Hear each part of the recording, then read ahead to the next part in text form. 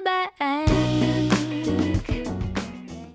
Hey, Brett, how's it going this week? Good, Ange. How are you? Pretty good. Well, are you ready for your trivia question? No, we're skipping these, right? No. It's the new thing we're doing? Is no more trivia questions? No. This is a fun one. I think it's fun and it's going to disgust you. I think you say that every time. So, well, because I have a lot of fun coming up with these. How much does the average U.S. consumer spend on impulse purchases each year? 100% of their income. No, as a dollar amount. I don't know, $20,000 a year. $20,000 a year on impulse purchases? Yeah, is that too low? That's way too high. Like, what are you talking about? What? Everything people buy is like an impulse purchase. So the average... Coffee, No, like, listen. The average, like, median income in America is $50,000. So you think, like, come on, people have rent. Yeah, like 30% should be going to rent. $20,000 is going to the stuff in the grocery store checkout aisle, right? Or the new computer, or the coffee that they want to have. Okay, well, you're just I'm so right about this. ridiculous. So it's $5,400 a year, which I still thought was insane. That's that is still pretty high, almost yeah. $500 a month in impulse spending. Okay. So stuff that people don't need or they buy and they throw away after they're like, I don't use this. Yeah, right? It's like because you're walking around Bed Bath & Beyond and everyone sees the Instapots and they're like, oh, I gotta have one of these, right? And then they put it in and then they never use their Instapot. And then if you actually want an Instapot, you can just go on Craigslist and it's like, oh, look at all these idiots that bought them and now, like, just trying to give them away. So, I mean, So that's true of most everything. we're going to continue our Thursday episodes into Stoicism, and this week we are going to be talking more about the self-control aspect of Stoicism, or trying to practice Stoicism. For anything in your life, right? Just having more discipline. Yeah, but I mean, like, as you can see, on average, you could save $5,400 a year if you practice some self-control. Or $20,000 for some people. For some people, I'm sure it's $20,000, but not for most. Well, and right, I mean, you were probably thinking the angle of, like, people rack up these huge credit card debts, and I just think that the introduction of Amazon is like not helping this behavior, right? So that's it's true. so easy to buy everything nowadays. Not that that's a bad thing, but like there's a lot of crap people are just like looking at and clicking on and then got it. Right? Yeah. Because there's no friction in that process. And it's something that we really don't do much at all anymore. Like, I can't tell you the last time I impulsed bought something, down to, like, I was even out with some girlfriends the other day, and I, like, didn't even, like, buy myself a, like, treat at the farmer's market, even though there was a gluten-free, like, cookie station, which was, like, you know me, like, 2 years ago, I would have had that cookie. But I have really been working on training these muscles to not just buy things in the moment and to really, like, think about it. And now I've thought about it, and I do really want a cookie. But, like, it's okay. Now I know. But it'll still be there, right? Right. It's not going anywhere. And then I can also think about it, like, well, is it even worth going and getting that cookie, or is it worth, like, just making my own? And, like, now I have time to be more rational and deliberate in my actions, which... Like, this is a silly example, but when you extrapolate it and you extend it over, like, all the stuff that people impulse buy, like, I think going to a home and garden show is probably one of the worst things you can do because, like, you go and, like, they have these $800 vacuums that are, like, better than Dyson, but only if you buy it today. And actually, just the other day on the phone, I called to make a hotel reservation for a wedding we're going to this summer.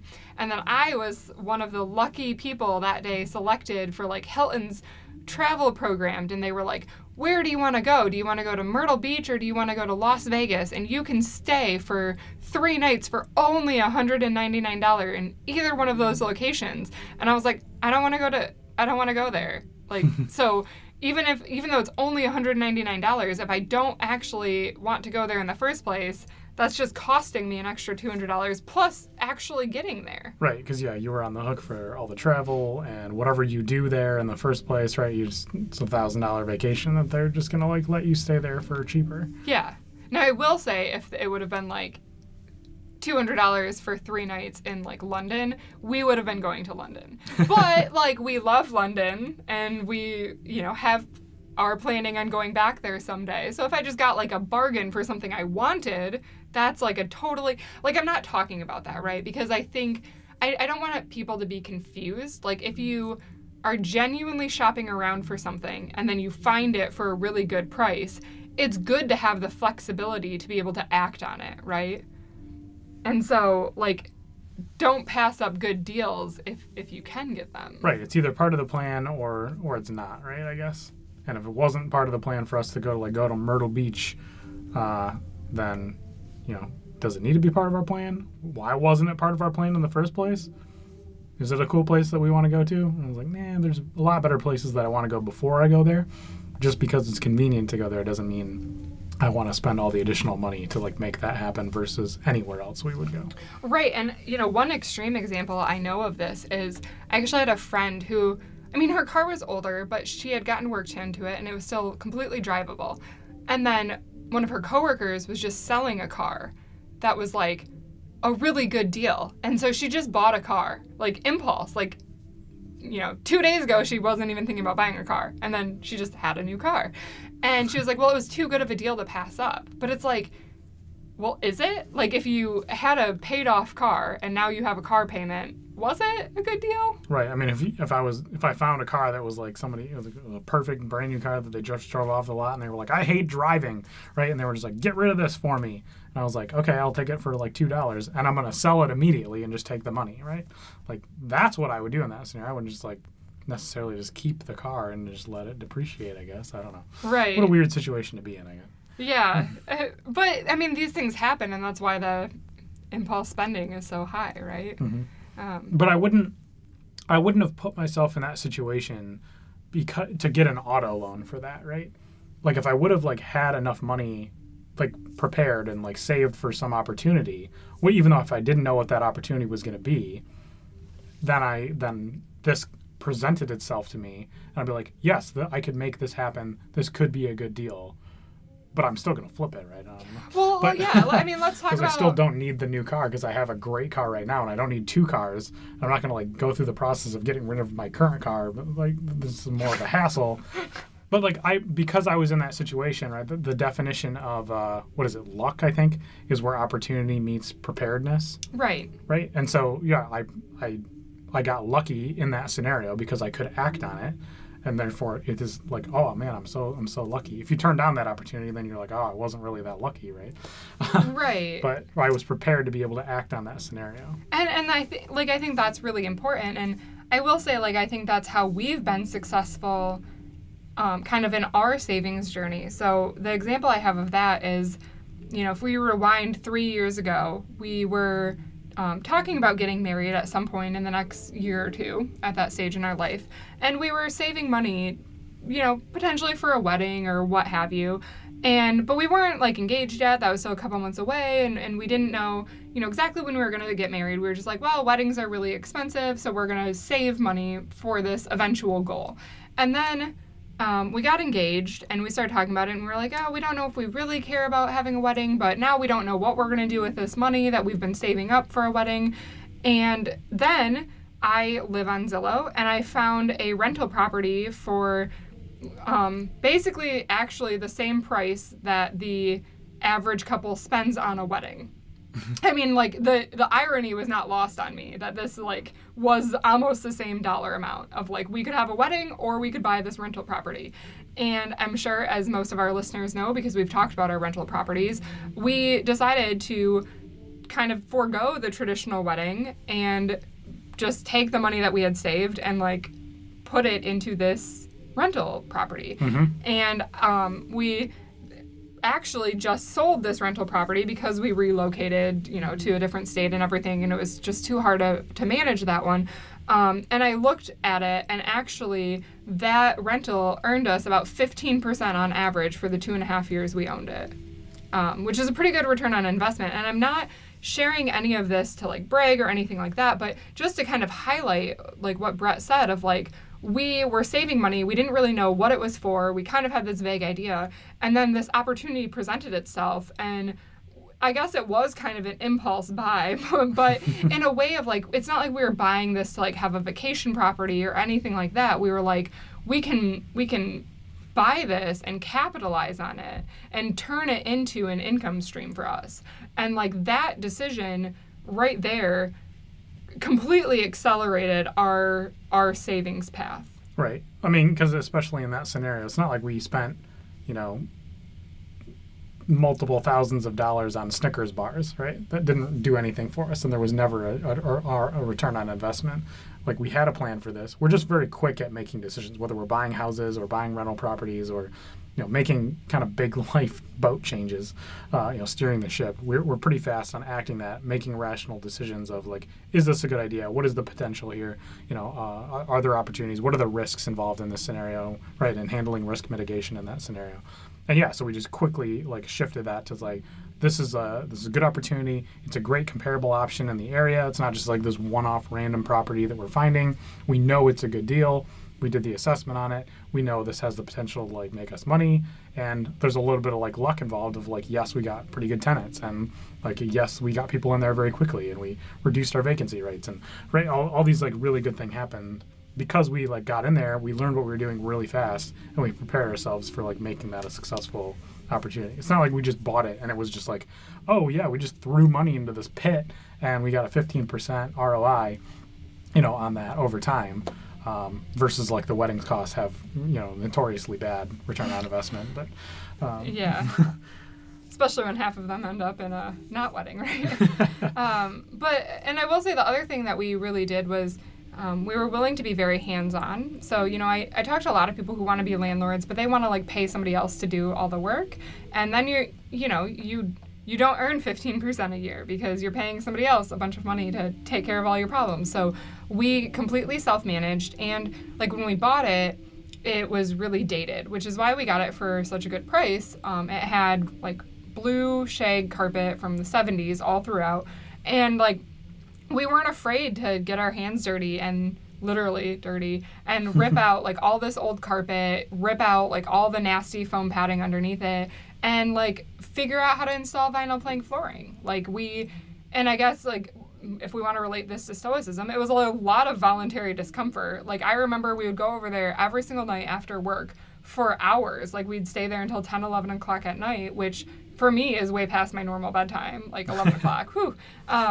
And it was like hard. Like we were ripping nails out of concrete, and it was like staples, yeah. Yeah. Well, and the nails for the tack boards. Oh yeah. Mm-hmm. And like they didn't want to come out, and it was a lot of work, but we like jumped right in. And it was 95 degrees like that entire like 2 weeks that we were working on it, yeah. Yeah, it was super hot, and I don't know why we couldn't have the air on. Because we're cheap. I don't know. Oh, we were painting, so we had to like vent it. Yeah. And we're cheap.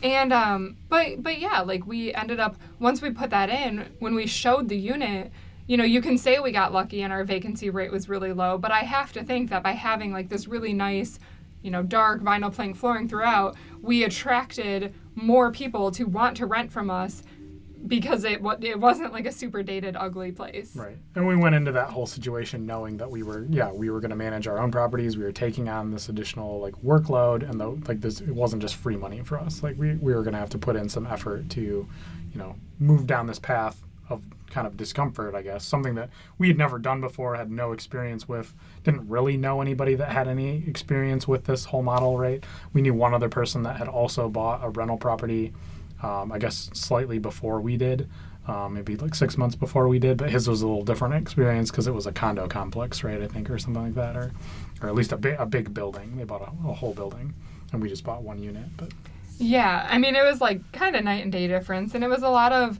learning on the fly and learning as we went, but ultimately like putting ourselves out there and being uncomfortable, but also like being able to see an opportunity and just say like, well, let's just jump in and try it. Like, because for us, it would have been very easy to say, hey, we want to get into real estate and, this is how much money we have, but we're going to buy like a duplex or something. And instead, like we waited and I kept my eye on Zillow, and the property that we bought, we could like afford without having to like at least jump through the hoop of like all the lender financing and stuff. Like, mm-hmm. And we were very lucky to be able to do that. But, that also made a huge difference of like, we didn't bite off more than we could chew in the beginning. It's not like we bought like a building, right off the bat and we got this loan and we were like stressed about money or stressed about getting tenants in because we had to make these payments.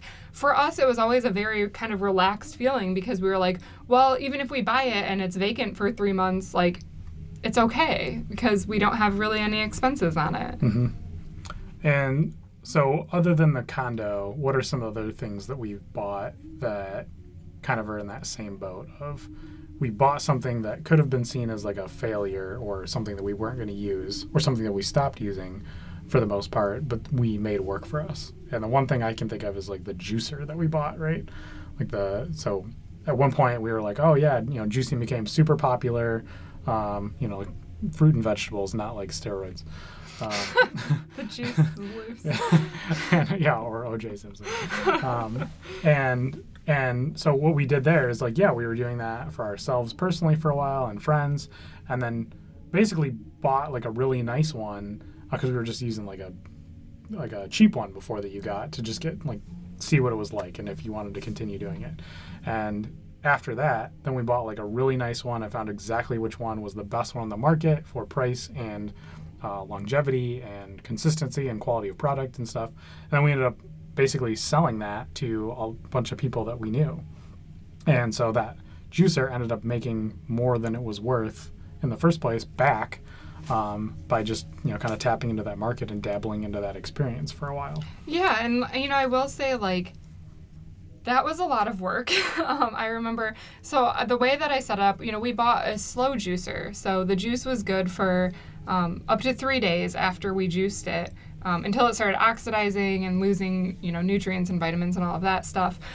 So every week on Sunday night and then Thursday, I would make batches of juices for my customers. And at one point, I got up to 10 customers. And, when you're making, each customer got 32 ounces of juice, each drop. So 64 ounces a week. And it's amazing how much produce goes into that. I mean, we would go to the store and we would just buy piles of like cucumbers and beets and all this stuff, and then just prepping it and washing all the produce and then cutting it because it doesn't fit whole into the machine. I mean, it ended up taking us 3 hours usually every week. Well, twice a week. So 6 hours a week, both of us doing it. And I think people don't realize, like, whenever you want to start something, like, it's not like I was making a ton of money doing this by any means, right? I was doing it for my friends. I wasn't trying to, like, make a killing. I was just trying to, like, get my friends, like, really good juice and pay back, like, the juicer that I bought. But it's still, like, a lot of work. And anything that we've kind of done in this avenue, whether it was, like, the condo we bought or the juicer and then starting this, like, little side business, like, it's a lot of work. There's a lot of hours that go into it, and like you don't get fully like an hourly rate, right? Like it's not like but you get a lot in just learning different skills and learning kind of what you're doing. And another example of something that I've kind of started recently that I'm, I guess I would say I'm not successful at just yet is I started an Etsy shop. And this kind of came about because back like 15 years ago, I grew up knitting and crocheting. My mom taught me how to knit. My grandma's taught me how to crochet. And I really did enjoy it as a kid. And then you kind of get to high school and, like, you just go through, like, you're busy with, like, sports and stuff. So it just kind of falls off the radar. And then for me, college was still, like, very busy. So it fell off the radar. And then I've literally been studying my life away since then. And I finally had some more time on my hands. So I just started crocheting. And I was like, but here's the problem. Like, I really like crocheting, but I'm going to produce more than I can, like, use myself. So I set up an Etsy store, and, I've already sold, like, a handful of things, not a ton of sales yet by any means, but, it's pretty cool when you can take your hobby, and then even though I'm not ever going to get, like, rich off of my Etsy store or really make, like, that much money off of it, it is a way for me to just at least, like, pay for my hobby, and then, like, my hobby cost becomes zero. Right. And it makes you, and having that hobby and like having other people value what you're making, right, and making that a tangible experience, it makes you like feel really good about that process. Like, yeah. I'm doing something that is actually adding value. I'm a creator that is like being respected by like other people, right? And so that's just a really good way to put it out there versus like I'm gonna go make t-shirts in the closet, but I'm never gonna do anything with it.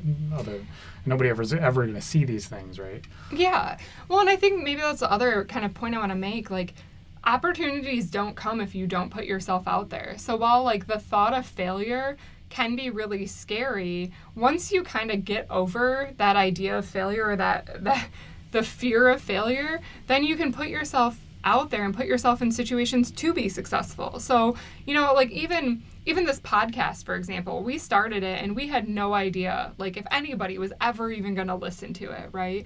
And now, I see our stats every month go up and more people are finding us and listening to us. And maybe we're not the Dave Ramsey of the financial podcast space. We're not household names, but that doesn't make us failures at it. It means that we're going to continue to learn and grow like as we produce this. And in my own opinion, at least I'm putting more math behind the things I'm saying. So I'm more of a success than Mr. Ramsey. Ouch. Low blows. Yeah, but I think your example of, Etsy store or things that are on Pinterest, right? People have done some of those things as well, but I think being smart about how you start up those things, because a lot of people have, the pages of Pinterest are paved with good intentions, right? Of like people trying to go out there and like do a hobby or like do something that they feel is like really cool or crafty, and then they just kind of give up on it, right? I feel like I know a lot of people that have been in that situation. But if you're going to be in that situation, all of your examples, you've kind of like dipped your toe in the water, or you had like extremely low startup expenses, or like had a plan to like recover costs from like starting that hobby in some way, right? It wasn't just like, I'm going to go spend, $2,000 on this like super pro sewing machine because I'm going to like be a seamstress, right? And start this stuff up. And then nothing materializes out of that. And then you're just like out of luck. And now you got to sell the sewing machine for like $1,000 3 years later because you hold on to it because you think something's going to happen with it, but never does. Right? Yeah, and Brett can really attest to this. Like I was like, oh, I need a different crochet hook because I only had one from my childhood that my grandma had given me, and the rest over the years have been lost. And we went to Joann, and like the first trip to Joann, I got like the cheapest yarn, and then I got literally like $1 crochet hook that was like metal, like nothing expensive. And I just started like making dog bows, and then like somebody in my building saw one and I was like, oh, I want to buy that. And I was like, okay, like this could be a thing. And kind of launched it from there. And then now I'm like, okay, well, I don't just want to use like the cheapest yarn. So I found like this really good supplier actually over in Europe somewhere, in Denmark. But even with their shipping costs, I'm getting the yarn almost as cheap as I do at Joann, or cheaper even for some of them. But the quality is just like night and day. And so, start small and go from there and see like, how much it really needs to cost you, because a lot of these hobbies you can really start up pretty bare bones and expand as you go, but you don't have to sink a ton of money in the first place. Right, and there's a lot of hobbies that have really low startup expenses in the first place, like crocheting. The materials are pretty inexpensive. Even if you get like nicer hooks, it's a difference of like $10, right? It's not anything breaking the bank. There's a lot of other hobbies that are like a lot more expensive startup costs. Like if you're going to get into like anything in like the 3D printing area, right? Like, you can get like probably a used 3D printer that isn't like anything, crazy, or one of the like the $2,000 models that are like really awesome and have really accurate prints. But you can like, again, dip your toe in the water, get a used one that somebody else paid the brunt of the cost of that for, that ate all the depreciation on it and are just getting rid of it. Buy that for cheaper, and then just like see like how you start in the process and how do you use like the CAD files or whatever to produce the 3D objects and or sketch it or whatever, and then how does that translate to the printer. And then once you understand the process a little bit more, you have a really cheap learning curve to get to the experience level before you get into the really expensive equipment and you realize that, hey, I really enjoy doing this, I have really good talent for it, and I can really do something with this, right? And then I'm going to increase my propensity for it over time. Well, and the other thing I want to mention is just see what resources you have in your area, because I feel like, something else that no matter where we've lived, when we lived up in Michigan or now that we live down in Orlando, I always could find like incubator spaces. So with the 3D printing example, I know here there's at the library right here, there's a 3D printer that you are totally allowed to come in and use. And like for 3 days a week, all day are open lab days. So you can come in and you can get your print started, and as long as it doesn't take like over the 8 hours the library is open, you can reserve it for that entire time. And you can use it. So, if you want to get started with that and you don't want to like even buy a used one yet, why not just like be like, okay, I want to go, try to make these few things and see like how it comes out or whatever before you even like, jump in further than that. So, or in most cities now, there's a lot of maker spaces now too that kind of offer that same thing, specifically for people that are using like 3D printing or robotics or even like wood shopping or even crocheting. Like maker spaces are really for everybody that is like producing something or doing some kind of making. That includes people that are making podcasts and stuff too. There's like studios for that, that are popping up all over the place. We're using our current library sound booth. They have a sound booth for recording, and we're playing with that now. So hopefully you guys don't hear like somebody playing like a saxophone or like the dog scratching in the background anymore. Hopefully our production of quality has increased a little bit. Okay, so outside of like hobbies, what other discipline areas do people need to focus on for what this topic is? So I think another big topic is like not indulging in like alcohol or desserts or food in general. So I think food is like, we love to talk about food. But like, so for us, no matter where we've lived, our grocery costs have been like reasonable. And it's because we don't buy things that are expensive where we live. Mm-hmm.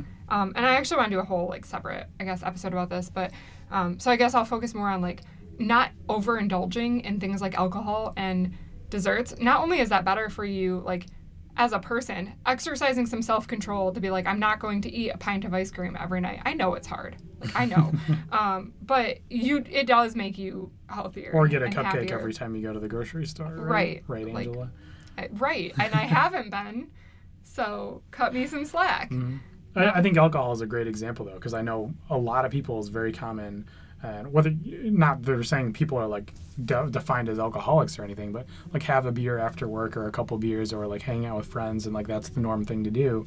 And then if you look back over time, was it worth having like 3 or 4 beers, or was like one fine, or like where is the appropriate stopping point for like your trade-off on like the value you're getting from having that beer versus the cost it cost you to drink that or to like open that bottle? Well, right? And for Brett, the answer is always, I'd be happier with the dollar. That's right. my discipline for like retaining money is much higher than like anything else that I would ever do ever. But actually, the alcohol one's a really interesting example for me because I have a friend who decided to do a dry January, and she saved like $208 from not drinking alcohol for the whole month.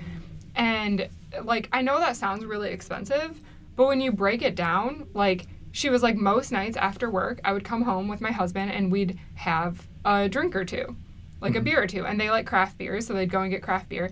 And then she said like, even if they were drinking at home, typically like Friday night, if they went out to dinner, they would get a drink with dinner. And then they usually would grab like a drink after dinner. And she's like, so she tracked it all, and she was like, every time we came home, I valued my beer at home at like $2 a beer because it was a craft beer. And then when I went out, I would like look and see like, this is the beer I would get, and I'm gonna like write how much that I saved. And then they did like a weekend trip somewhere, like a 4-day long weekend, and she's like, every time we went on vacation, we always like drank on vacation. And so maybe her $208 wouldn't be $208 every single month, but like for that month she tracked it like really well.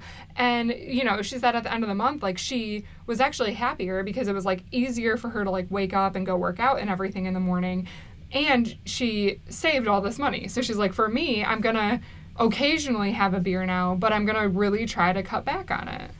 And I think, like, that's all we're kind of asking in this podcast is, like, just have some self-control. Like, sure. And I think sometimes it's easiest to, like, throw yourself out there and do, like, the hardest example first. So, like, peer pressure is always the hardest situation, right? So if you're going out with a group of coworkers for a happy hour after work, like, just order an iced tea. Right. And then... because you have this fear that people are going to, like, judge you or be like, why aren't you drinking a beer? And then as soon as you do it, you realize nobody gives a shit what you're doing. Right. Yeah, because work events. Because I travel as a consultant, and being like on projects with people that are traveling all the time, it is the culture to like if we go out and have a party, like it is drink as much as you possibly can because everything's free, right? Eat as much as you can, big steak dinners, like go out and have these parties where all the drinks are covered, like buy the nice bottles of scotch or whatever, or like open the bottles of scotch at the table or whatever, like and like. If somebody else is paying for it, then like, yeah, I'll have a drink or two, like whatever, because I'm not seeing that money come back to me anyway. But I'm not going to go make that the habit. Like every like Wednesday night after work, I'm going to go out with the team and like get a bunch of drinks because that's me paying for that, right? In that scenario. But like that's the norm for a lot of people, you know, with that occupation. Yeah. So it's tough. Like you get in the habit of that, and then that becomes the norm for people. And it's really easy to fall like kind of down the slippery slope of like just following along and like doing what everybody else does. But if you want to be your own person and save the money and like have a goal, it was not a hard thing for me to like turn that off and be like, oh, I'm just going to get water tonight. Like people were like, oh yeah, you don't want anything to drink? And I'm like, no. And they're like, okay, cool, more for me, whatever, right? Like nobody cares. And it's to the point now where like nobody asks anything anymore. They're just like, yeah, I'm going to just get a water, you know, or an iced tea or something, or get whatever. And I'm just going to hang out with people. And like, that's all people want to do anyway. Yeah. Well, and for me, like I started a new job recently and everyone kind of eats lunch together in the break room, but most people go and like buy lunch before that. And I was just like, oh no, like I bring my lunch. And now it's more like, instead of being like, oh, like, you know, do you want to grab lunch? Like people are cool with it. And then they're like, more importantly, they're like, what delicious thing did you make this week? Like they're always like asking me for recipes and stuff. So it can be kind of like a cool learning experience too. Right. Because especially if you have a cafeteria at work, like most people hate the food that's in the cafeteria. So they're like always interested to see like if you're not just like reheating pizza or whatever for your lunch, but if you're actually bringing something you made at home and it's like smells good and is good and isn't fish. Like the guy at work next to me needs to stop bringing like this weird fish dish in. Like it makes the whole office smell. Don't be that guy. All right. So with that, let's start wrapping this up. So we will have one more kind of episode in this genre for this month, and that will wrap this series. But we're actually having a lot of fun talking more about like our quirky, weird lifestyles and how we live our life and how we save money and just, you know, all of that. But I wanted to, so if you do like this series that we've introduced in February, let me know. And if you guys really like it, we'll evaluate our life and see if we want to add it going forward. But it's totally up in the air for now, and we would be interested to know what your feedback is. And then the last thing, I just want to leave everyone with a quote on Stoicism, kind of related to what we were talking about today. So it says, set aside a certain number of days during which you shall be content with the scantest and cheapest fare, with coarse and rough dress, saying to yourself the while, is this the condition that I feared? So I feel like that kind of wraps up what we talked about very nicely. Super old Englishy. All right. Yeah. All right. Well, thanks for tuning in this week, guys. And if you have any comments, I will drop all of our contact information in below, and you can shoot us an email. All right. Thanks, guys. Hey guys, thanks for tuning in to this week's episode of Money in the Bank. Make sure to subscribe to us on the iTunes or Stitcher app so that you get weekly alerts every time we post a podcast. Or if you want, you can visit my website, moneyinthebankpodcast.com. And if you want to reach out with any questions or further comments, please email me at Angie@moneyinthebankpodcast.com. I look forward to hearing from you. Money in the bank.